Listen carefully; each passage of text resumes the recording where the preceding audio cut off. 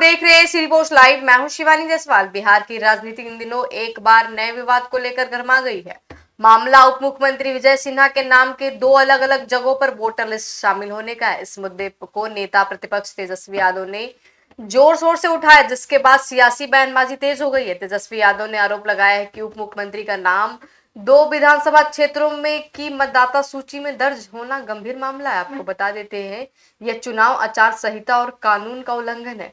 उन्होंने चुनाव आयोग से तत्काल कार्रवाई की मांग करते हुए कहा है कि अगर एक साधारणतः मतदाता ऐसा करे तो उस पर तुरंत केस दर्ज हो जाता है, लेकिन यहाँ सत्ता में बैठे व्यक्ति के मामले में कोई कार्रवाई नहीं हो रही है। आपको बता देते, इसी बीच जदयू के प्रवक्ता नीरज कुमार ने इस मामले में पार्टी पक्ष रखते हुए कहा है कि यह पूरा विषय चुनाव आयोग के अधिकार के क्षेत्र में आता है और इस पर सर्वोच्च न्यायालय ने भी सुनवाई चल रही है। आपको बता देते कि उन्होंने कहा है कि चुनाव आयोग के पास नाम दर्ज कराने और हटाने का पूरा अधिकार है।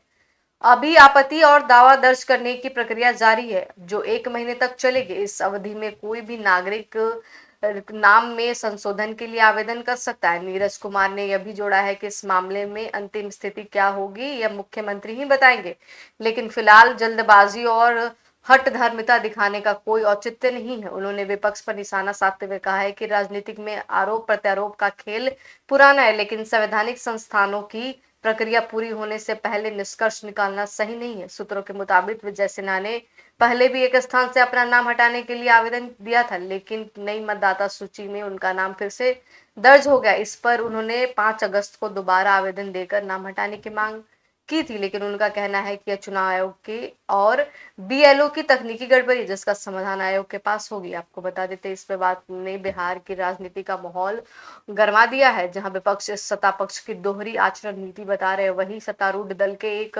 तकनीकी त्रुटि और प्रक्रिया का हिस्सा मान रहे। आने वाले दिनों में चुनाव आयोग की कार्रवाई अदालत के फैसले से ही तय होगा।